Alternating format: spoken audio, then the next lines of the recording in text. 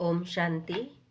8 अक्टूबर 2022 की प्रातः मुरली सुनेंगे। ईश्वरीय महावाक्य को बाबा ने आज मीठी मीठी सुंदर सुंदर मीठी मुरली में सुंदर सुंदर शब्दों में क्या कहा है। मीठे बच्चे, तुम्हारी पढ़ाई बुद्धि की है।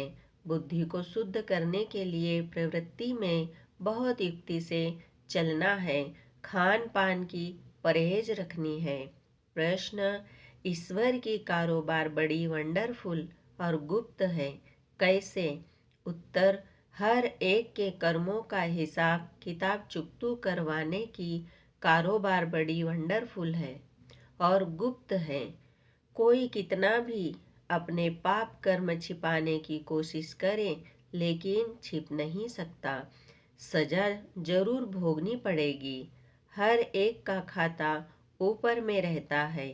इसलिए बाप कहते हैं, बाप का बनने के बाद कोई पाप होता है तो सच बताने से आधा माफ हो जाएगा, सजाएं कम हो जाएगी। छिपाओ मत, कहा जाता है कख का चोर 100 लाख का चोर। छिपाने से धारणा हो नहीं सकती। ओम शांति। किसकी याद में बैठे हो? बच्चे समझते हैं माता पिता बाप दादा अभी आएंगे, आकर हम बच्चों को अपना वर्षा देंगे।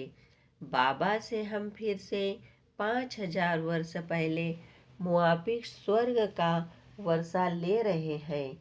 यह तो हर एक के दिल में होगा ना।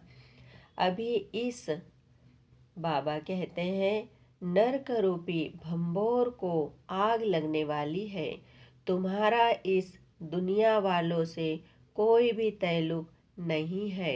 तुम्हारे लिए ज्ञान भी गुप्त है तो वर्षा भी गुप्त है। लौकिक बाप का वर्षा तो प्रत्यक्ष होता है। बाप की यह जायदाद है। आंखों से देखते हैं, बाप को भी देखते हैं और वर्षे को भी देखते हैं। बाबा कहते हैं, अब हमारी आत्मा भी गुप्त है। इन आँखों से न आत्मा को न परमात्मा को देख सकते हैं। लौकिक संबंध में अपने को शरीर समझ इनको शरीर को भी इन आँखों से देखते हैं और शरीर देने वाले बाप को भी देखते हैं। टीचर गुरु को भी देखते हैं। यहाँ तो यह बाप टीचर गुरु सब है गुप्त। बच्चे जानते हैं हम आत्माओं को अब ज्ञान का तीसरा नेत्र मिला है। बाबा कहते हैं, आगे तीसरा नेत्र नहीं था। आत्मा सोई पड़ी थी। अब आत्मा को जगाते हैं तो आत्मा भी गुप्त है। जैसे आत्मा आकर शरीर में प्रवेश करती है, वैसे शिव बाबा भी इस शरीर में आकर के हमको फिर स्वर्ग का मालिक बना रहे हैं। बुद्धि भी कहती है, हमने अनेक बार बाप से वर्षा लिया है, आधा कल्प के लिए, फिर आधा कल्प गंवा देते हैं।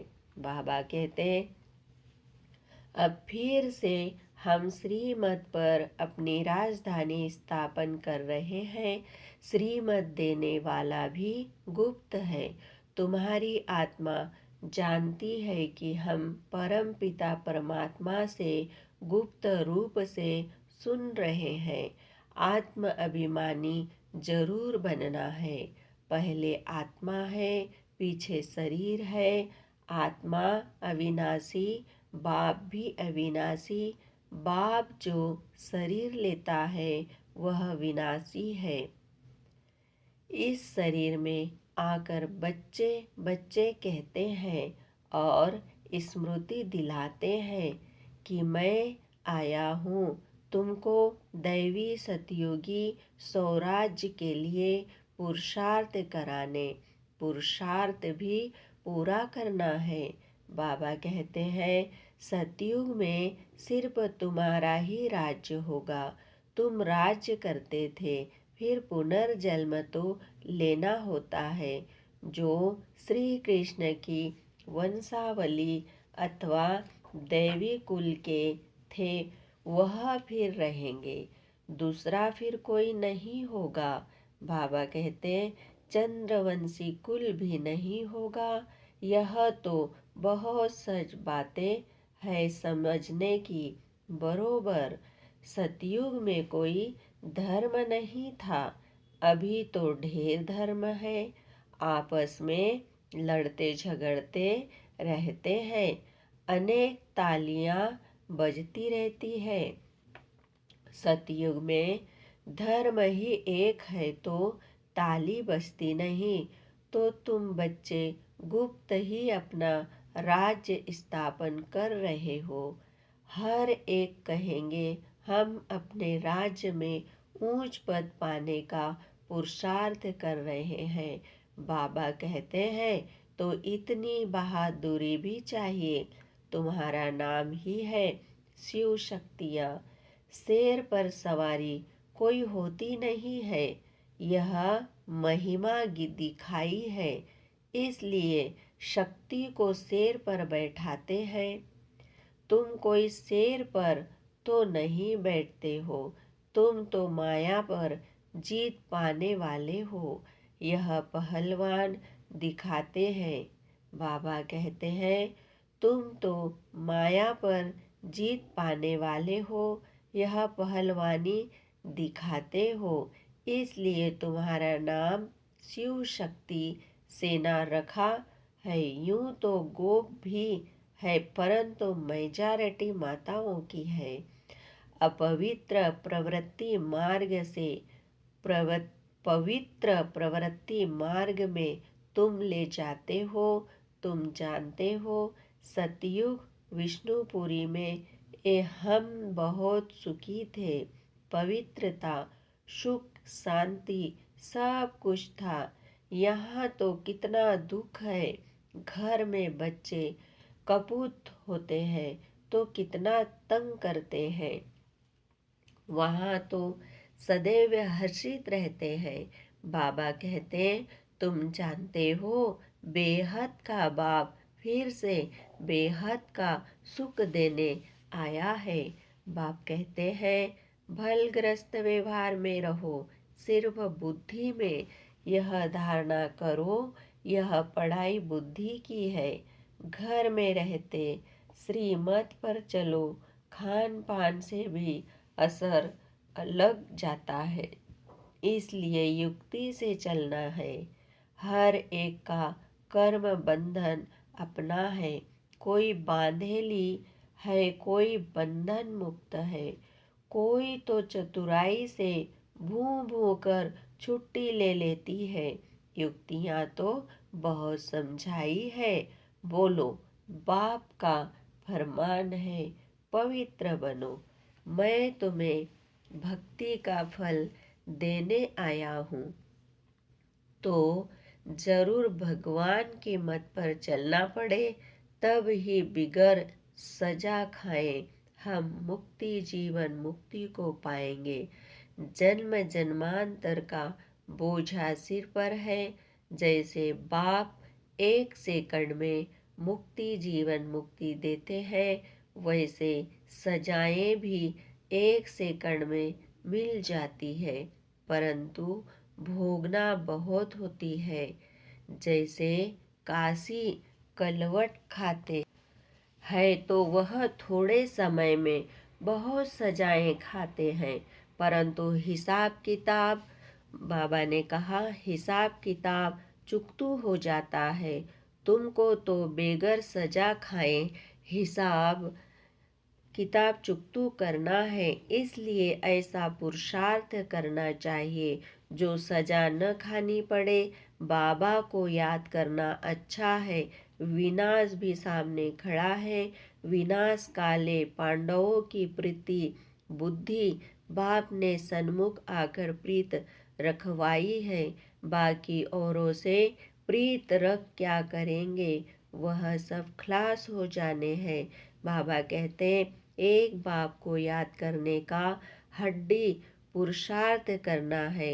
बाहर से करके मित्र संबंधियों से खुश खैराफत पूछी जाती है, परंतु दिल एक बाप से जिस्मानी आशिक माशूक घर में रहते एक दो को याद करते हैं। तुम आशिक बने हो शिव बाबा के, वह तुम्हारे सन्मुख है, वह तुमको याद करते, तुम उनको याद करो। शिव बाबा इस शरीर में आकर आत्माओं की सगाई स्वयं से कराते हैं। इसको कहा जाता है आत्माओं का परम पिता परमात्मा के साथ कल्याणकारी मेला। तुम ज्ञान गंगाएं हो, ज्ञान सागर बाप एक है। बाप को याद करने से विकर्म विनाश होंगे। बाप और कोई तकलीफ नहीं देते, सिर्फ पवित्र रहना है। काम महाशत्रु है, इन पर जीत पाने से तुम श्री कृष्णपुरी के मालिक बनेंगे। बाबा कहते बाप का फरमान है, पवित्र बनो तो 21 जन्म की राजाई पाएंगे। पतित बनने से तो बर्तन मांझ कर रहना अच्छा है, परंतु देह अभिमान न टूटने के कारण वर्षे को भी गंवा देते हैं। देखो बाप कितना बड़ा है, पतित दुनिया पतित शरीर में आया है। शिव बाबा को सोमनाथ के मंदिर में पूज रहे हैं, वही बाबा इस समय देखो कितना साधारण बैठे हैं। अब परमात्मा खुद शिक्षा दे रहे हैं, इस पर भी नहीं चलेंगे तो पद को क्लियर, बाबा कहते हैं पद को लकीर लगा देंगे। बाप कहते हैं बच्चे पवित्र बनो। अभी सब भ्रष्टाचारी हैं। श्रेष्ठाचारी उनको कहा जाता है जो पवित्र रहते हैं। गवर्नमेंट ने सन्यासियों का झुंड बनाया है कि तुम सबको श्रेष्ठाचारी बनाओ, परंतु श्रेष्ठाचारी तो होते ही सतयुग में है, यहाँ कोई हो न सके। बाबा कहते पवित्र ही श्रेष्ठ कहे जाते हैं। सन्यासी भी पवित्र है, परंतु फिर भी अपवित्र से जन्म लेते हैं, क्योंकि है ही माया का राज्य। कोई योग बल से जन्म तो लेते नहीं है। बाप बच्चों को समझाते हैं दिल हमेशा साफ रखनी चाहिए, जरा भी अहंकार न रहे। बिल्कुल गरीब बन जाना अच्छा है। बाप है गरीब निवास, वहाँ गरीबों को साहूकार बनाना है। बाप कहते हैं भारत को गरीब से साहूकार बनाता हूँ। भारतवासी ही बनेंगे और बनेंगे वह जो श्रीमत पर चलेंगे, वही स्वर्ग के मालिक बन सकेंगे। बाबा कहते हैं बाप सहज राज योग सिखलाते ही है श्री कृष्णपुरी अथवा स्वर्ग का मालिक बनने के लिए। बाप का फरमान है पवित्र बनो, और कोई मनुष्य को हम गुरु नहीं मानते। जास्ती खिटपिट होती है पवित्रता पर। किसको मार मिलेगी, घर से निकाल देंगे तो वह क्या करेगी। बाप उनको शरण देते हैं, परंतु ऐसे भी नहीं कि बाबा पास आकर फिर संबंधी याद पड़े और नुकसान करते रहें। फिर दोनों जहाजों से, बाबा कहते फिर दोनों जहानों से निकल जाते हैं। ज्ञान की धारणा नहीं करते तो सुधरते नहीं, पुरानी ही चाल चलते रहते हैं। यहाँ तो कोई भी पाप नहीं करना चाहिए, तुमको तो पुण्य आत्मा बनना है। श्रीमत के आधार पर अपने आप से पूछो यह पाप है वा पुण्य है। बाबा समझाते हैं, जो भी पाप किए हैं वह बाप को सुनाने से आधा पाप मिट जाएगा। बहुत बच्चे जानते हैं हमने यह किया है, यह गुनाह है, फलाने से पतित बने हैं। बाप तो जानते हैं ना कितने विकर्म किए हैं। समझाते हैं, अभी कोई पाप नहीं करो, नहीं तो सजा एकदम 100 गुनी हो जाएगी। फिर धर्मराजपुरी में साक्षात्कार कराएंगे। तुम ऐसे ऐसे पाप करके छिपाते थे, छिप तो नहीं सकता, भल नहीं देखते हैं।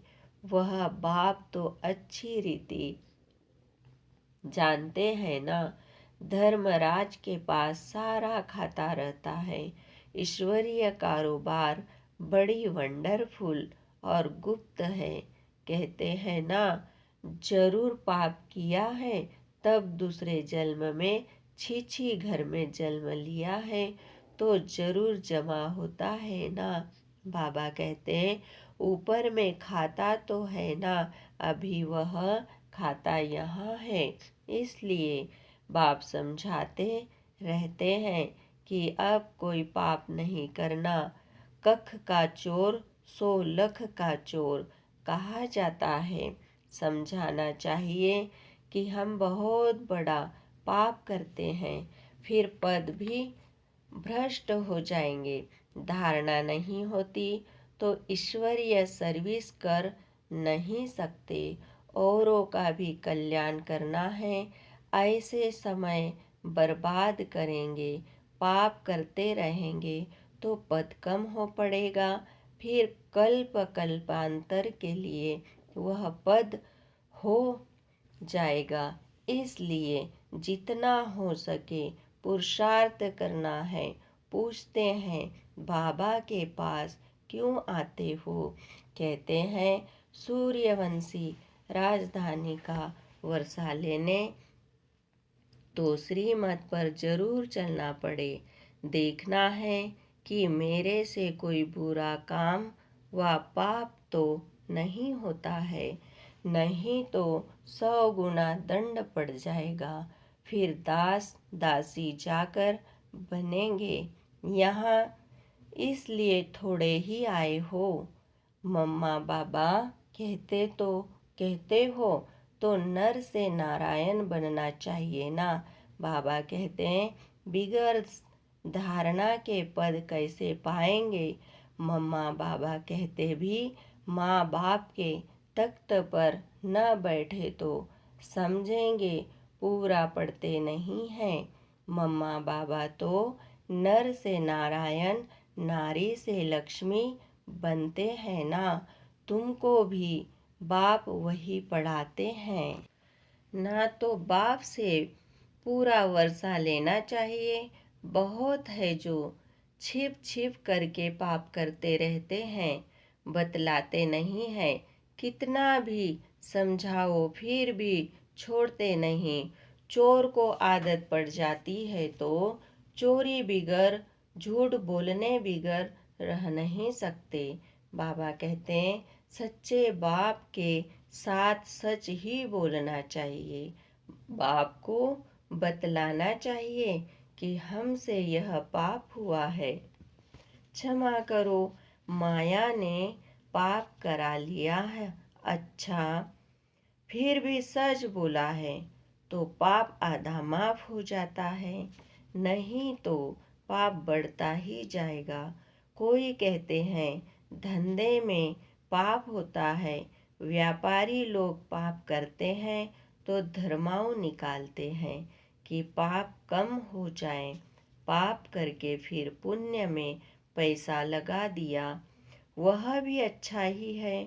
डूबी नाव से लोहा निकले, वह भी अच्छा। यह बाप तो स्वर्ग की स्थापना कराते हैं तो सब पुण्य में ही चला जाएगा। दान पुण्य करने वाले को मिलता तो है ना।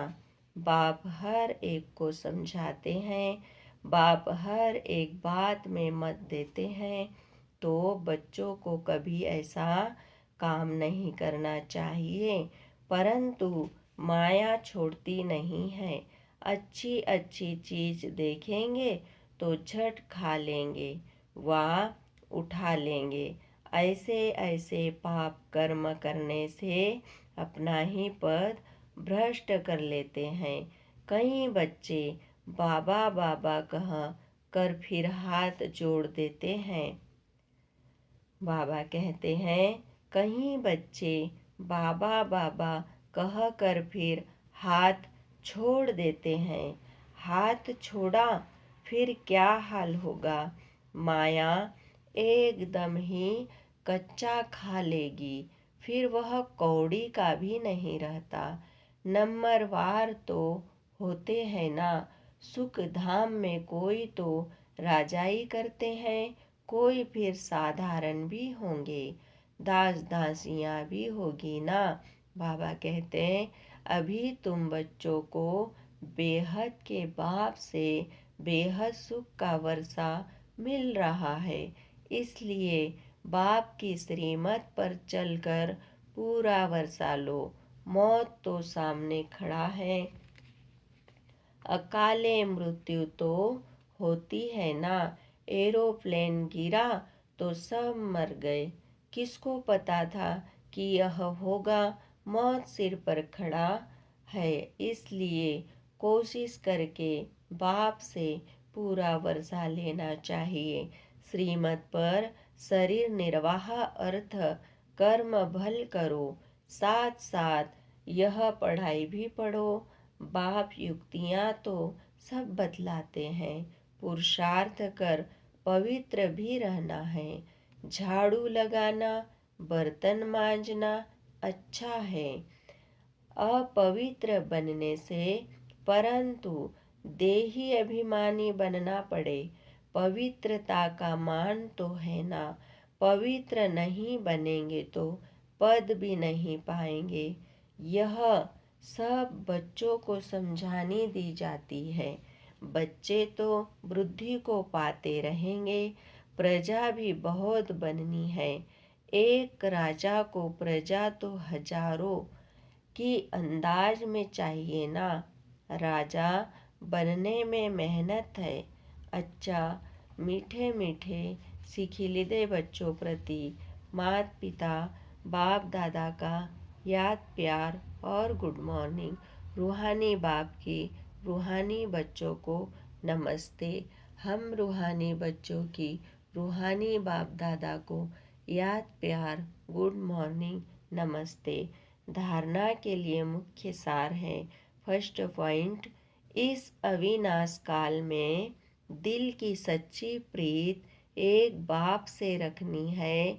एक की ही याद में रहना है।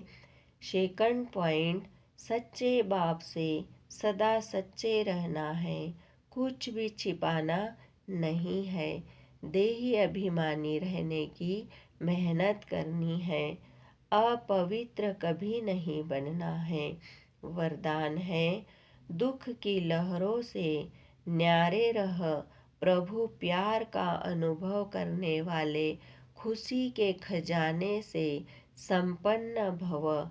संगम के समय दुख की लहरों की कई बातें सामने आएगी, लेकिन अपने अंदर वो दुख की लहर दुखी नहीं करे। जैसे गर्मी की मौसम में गर्मी होगी, लेकिन स्वयं को बचाना अपने ऊपर है। तो दुख की बातें सुनते हुए भी दिल पर उसका प्रभाव न पड़े। जब ऐसे दुख की लहरों से न्यारे बनो, तब प्रभु का प्यारा बनेंगे। जो ऐसे न्यारे और परमात्मा प्यारे हैं, वही खुशियों के खजाने से संपन्न रहते हैं। स्लोगन, त्रिकालदर्शी व त्रिनेत्री वह है जो माया के बहु रूपों को सहज ही पहचान ले। ओम शांति। शुक्रिया बाबा, शुक्रिया। ओम शांति, ओम शांति, ओम शांति।